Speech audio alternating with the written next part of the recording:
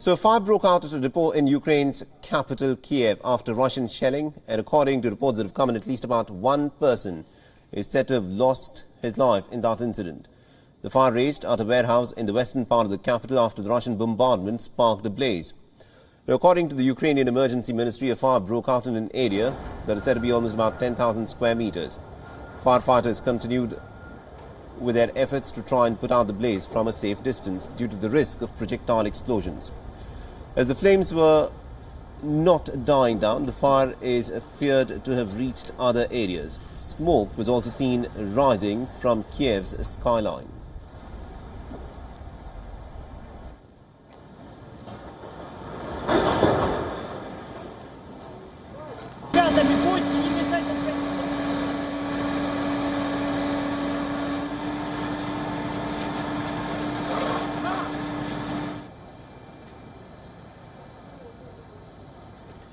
But Ukrainian President Volodymyr Zelensky visited the civilians and servicemen wounded by Russian attacks at a hospital in Kyiv. The hospital is said to be in the town of Vorzel in Kyiv, which came under fire during its evacuation at the hospital.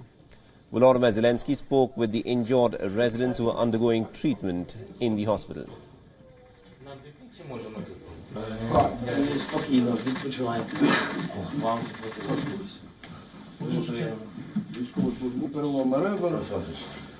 Розрив нижньої частки правої легені, надано самого журналіста. A 16-year-old Katya Vlasenko was amongst one of those who was injured when her family car came under fire. The family was trying to escape the fighting in the area northwest of the capital. Katya was wounded when she was trying to shield her 8-year-old brother with her body.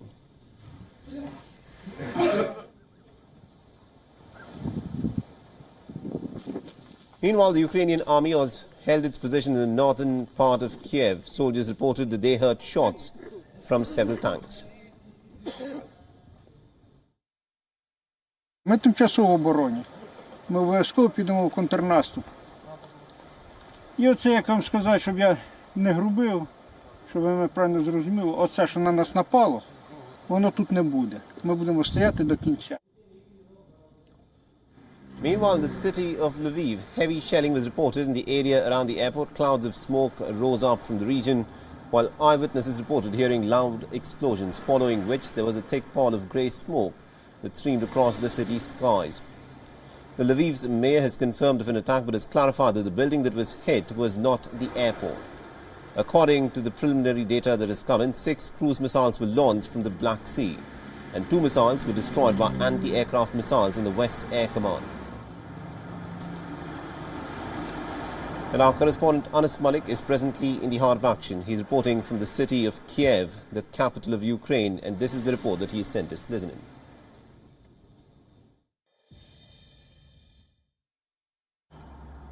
Well, day 23 of the Russian invasion or aggression on Ukraine, and the overnight strikes on the city of Kyiv, they continue.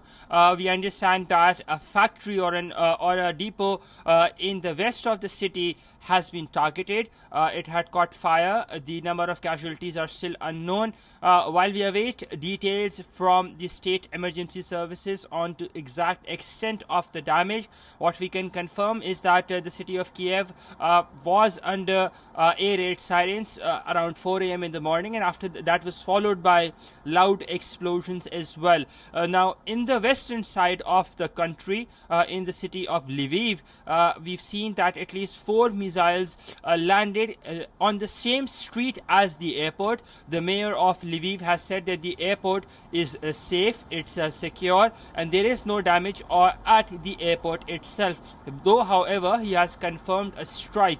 On the other hand, the Ukrainian President Volodymyr Zelensky visited frontline soldiers who have been injured and civilians as well in the Vorzel area, that's towards the northwest of the capital city of Kyiv, and he expressed his condolences, and it was a show of commitment to the soldiers that we saw coming in from the Ukrainian president. Now, it is pertinent to mention that fighting in the northwest, precisely in the areas of Vorzel, Ostomel, Bucha and Irpin have been ranging, and the mayor of Irpin has barred press or journalists from going to the area following a journalist who was associated with Times magazine was killed this past Sunday.